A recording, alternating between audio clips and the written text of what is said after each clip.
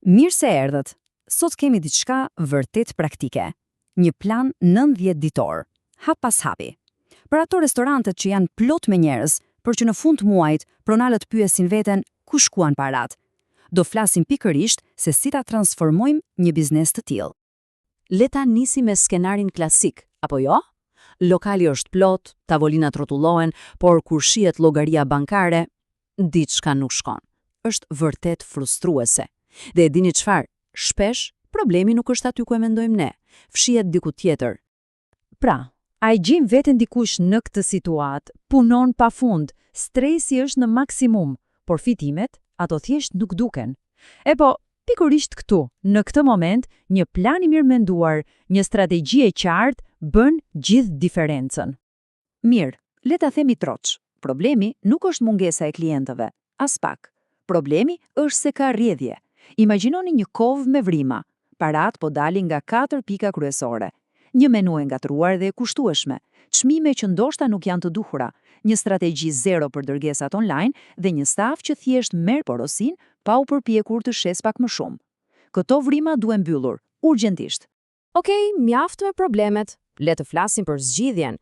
Kemi një plan veprimi 90 ditor, 3 muaj, i thjesht, praktik dhe mbi të gjitha i matshëm. Qëllimi të arrijmë në një pikë ku biznesi është fitimprurës, i qëndrueshëm dhe ku stresi për të paguar rrogat dhe qiran thjesht zhduket. Dhe po flasim për rezultate konkrete, jo teori. Qëllimi real brenda këtyre 90 ditëve është një rritje e xhiros prej 25 deri në 40%, po është absolutisht e mundur me hapat e duhur. Por, dhe ky është një por i madh, xhiroja është vetëm gjysma e historisë.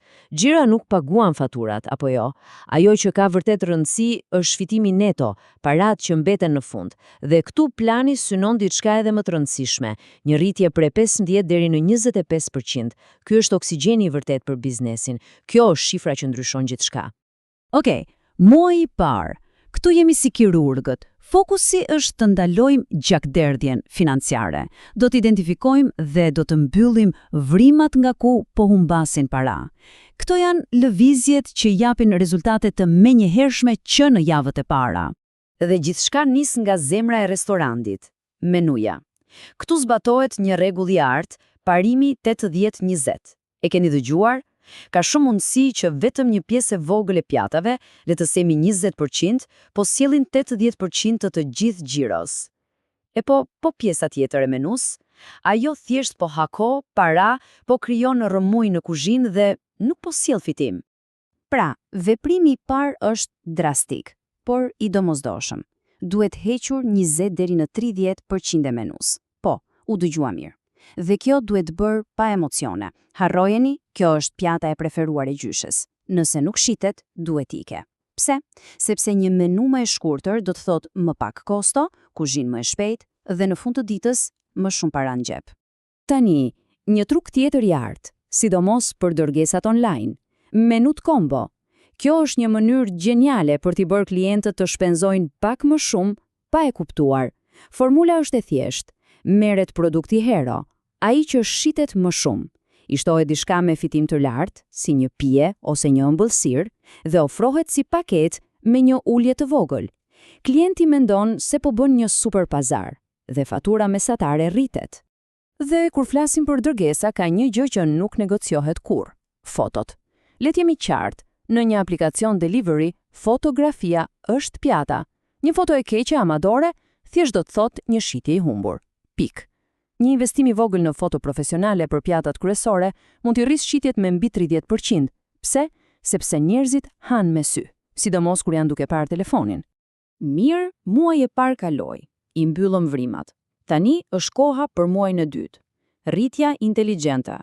Nuk po flasim thjesht për më shumë klient, por për të marrë maksimumin nga çdo klient dhe çdo porosi që tashmë vjen. Dhe janë një nga mënyrat më të lehta për të rritur fitimet menjëherë, trajnimi i stafit. Sa herë dëgjojmë pyetjen dembele, dëshironi gjë tjetër? Përgjigjja zakonisht është jo. Por, imagjinoni sikur kamerieri të thotë, me këtë pjatë do shkonte perfekt një focaccia e ngrohtë me rozmarin apo ndoshta një burrata krimoze. Kjo është diferenca mes një pyetje dhe një sugjerimi joshës. Qëllimi, çdo tavolinë, të paktën një produkt ekstra. Tani, Le të flasim për ofertat. Ka oferta të mira dhe oferta shumë të këqija. Një ulje prej 20% për gjithçka, kjo thjesht po vret fitimin. Është një gabim fatal. Por një ofertë si bli një produkt, merret të dutin me 50% ulje, kjo është tjetër gjë. Kjo mbron marzhin e fitimit dhe i shtyn njerëzit të shpenzojnë më shumë. Mbajini mend, qëllimi nuk është të ulim çmimet, por të rrisim faturën. Një tjetër gabim i madh. Platformat e dërgesave trajtohen si diçka dytësore. Gabim, ato janë një vitrinë më vete dhe kanë nevojë për marketingun e tyre. Emrat e pjatave bëjnë më interesant. Përshkrimet duhet t'i bëjnë njerëzit të lëshojnë gojën lëng dhe gjithmonë vinin në dukje më e shitura ose zgjedhja e shefit. Kjo e ndihmon klientin të vendosë dhe zakonisht të zgjedh atë që duam ne. Dhe ja ku jemi, muaji i tretë. Makina financiare tani po funksionon mirë. Vaji është ndruar, rrjedhjet janë ndalur. Tani është koha të ndërtojmë diçka afatgjatë. Fokusi u zhvendoset nga brenda tek jashtë, tek ndërtimi i markës dhe krijimi një komuniteti të vërtet rreth restorantit. Për rrjetet sociale, le ta harrojmë pak foton statike të pjatës mbi tavolinë. Ka vdekur ajo kohë. Tani gjithçka është video të shkurtra, dinamike, një live nga kuzhina e gjatë shërbimit, një video pas skuintave ku tregohet përgatitja e një pjate. Kjo është ajo që krijon lidhje, transparencë dhe i bën njerëzit të thonë, "Ua, dua të shkoj atje." Dhe ja ku është një minier arje pa shfryzuar, komuniteti lokal i bizneseve. Zyrat, palestrat, dyqanet përreth. Pse të mos krijohen partneritete? Një menu dreke me çmim fiks vetëm për ta. Çfarë sjell kjo? Një fluks të garantuar klientësh, çdo ditë. Kjo është stabilitet financiar i pastër. Mirë, kemi folur për shumë strategji, por si e dim nëse po funksionojnë vërtet? Këtu vjen pjesa më e rëndësishme, ndoshta, matja. Sepse në biznes vlen një rregull i hekurt, nëse nuk e mat, nuk mund ta përmirësosh. Pik. Dhe nuk bëhet fjalë për të matur 10 gjëra. Mjaftojnë 4 tregues kyç, çdo javë, pas një përjashtim. Sa ishte xhiroja ditore, sa ishte fatura mesatare, sa porosi online patëm, dhe cilat ishin 5 pjatat më të shitura.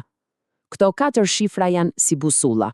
Ato tregojnë saktësisht nëse jemi në rrugën e duhur apo nëse duhet të ndryshojmë kurs. Dhe kështu arritëm në fund. E di, mund të duket si shumë informacion, por çdo udhëtim i madh nis me një hap të vetëm. Prandaj, pyetja me të cilën do ta mbyllim është kjo: nga gjithçka që folëm, cili është ai një ndryshim i vetëm, i vogël, por me ndikim, që mund të vihet në zbatim që nesër?